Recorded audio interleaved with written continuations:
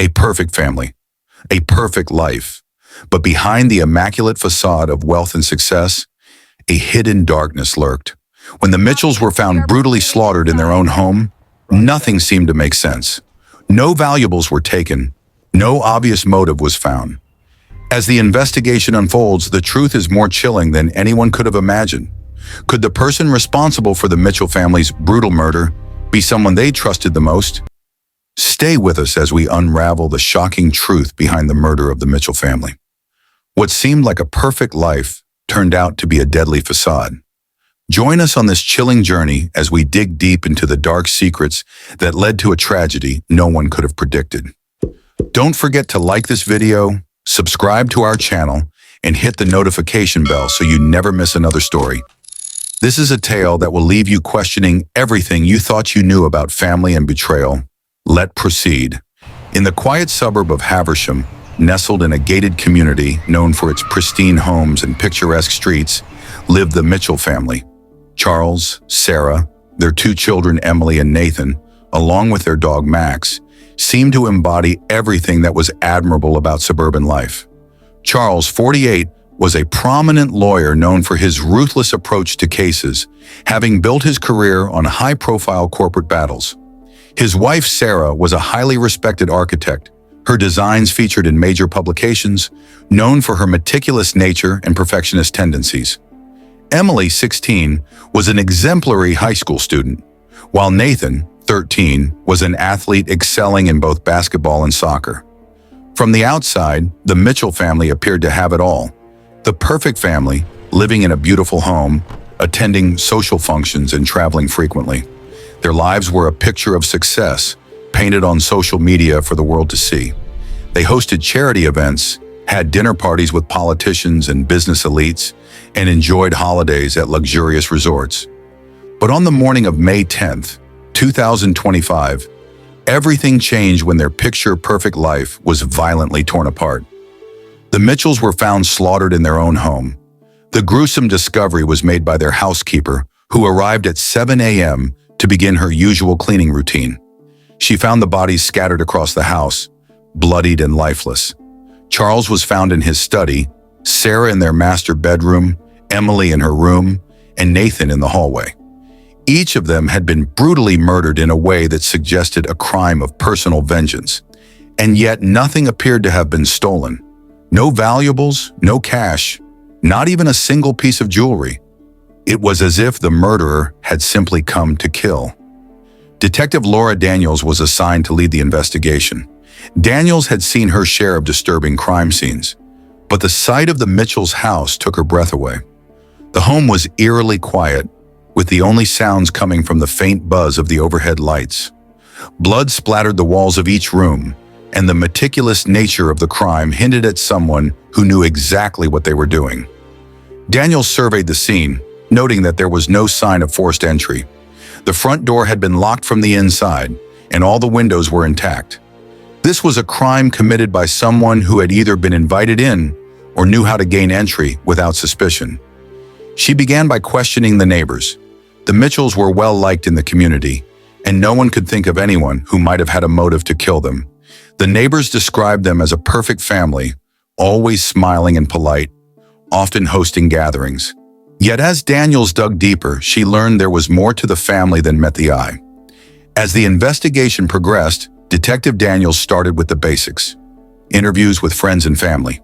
The first to be questioned were the Mitchells' closest associates, Charles' business partners and Sarah's colleagues. None of them seemed to have a clear motive for harming the family. Charles's colleagues in law often described him as calculating, someone who wouldn't hesitate to step on others to win. However, there was no indication that any of his professional rivalries had crossed into the realm of violence. Sarah's colleagues, on the other hand, painted a picture of a woman driven by ambition, often putting her work before her family. Daniel soon learned that Sarah had been involved in an affair with a co-worker, David Parker, which she had ended just weeks before the murders. Could David have been involved in some form of revenge? Daniels started to suspect he might have been. Daniels continued the interviews, now focusing on the family dynamics. Emily's friends spoke highly of her, describing her as a quiet, intelligent girl who always excelled in school. However, Daniels uncovered that Emily had been struggling with depression and had been secretly seeing a therapist. Her parents were unaware of how bad things had gotten, as Emily had kept this part of her life hidden from them. Could this psychological strain have led to an argument that spiraled out of control? Nathan, the youngest, seemed to be the least affected by the tragedy. His friends told Daniels he was an energetic and happy kid, but Daniels found something unsettling during her investigation into Nathan's school life. Nathan had recently been suspended for fighting, and he had become more distant in the months leading up to the murders. According to his classmates, he had been sneaking out of the house late at night. Was it possible that Nathan, the troubled young boy, had witnessed something he wasn't supposed to and was lashing out as a result? Daniels soon discovered a secret that neither the police nor the public had known about. Charles and Sarah's marriage had been in turmoil for quite some time. Charles had uncovered Sarah's affair with David Parker, and while the couple had worked through the issue, it was clear their relationship had suffered irreparable damage. Friends of the couple described their home life as increasingly strained, with long silences between the two of them. But what was most surprising was that Charles had known about the affair for nearly 6 months before confronting Sarah, yet they chose to stay together for the sake of the family. Was this tension in the household the catalyst for such a violent act? As the investigation deepened, Daniels uncovered that Charles had been involved in shady business dealings over the years. He had made a lot of money, but the sources of his wealth were often questioned. There were rumors that Charles had crossed ethical lines in some of his biggest cases, making enemies along the way. Daniels wondered if someone from Charles's past might have returned to exact revenge on the family. But the darkest secret of all was Nathan. Daniels uncovered disturbing details about Nathan's behavior that led her to suspect he might have been involved in the killings.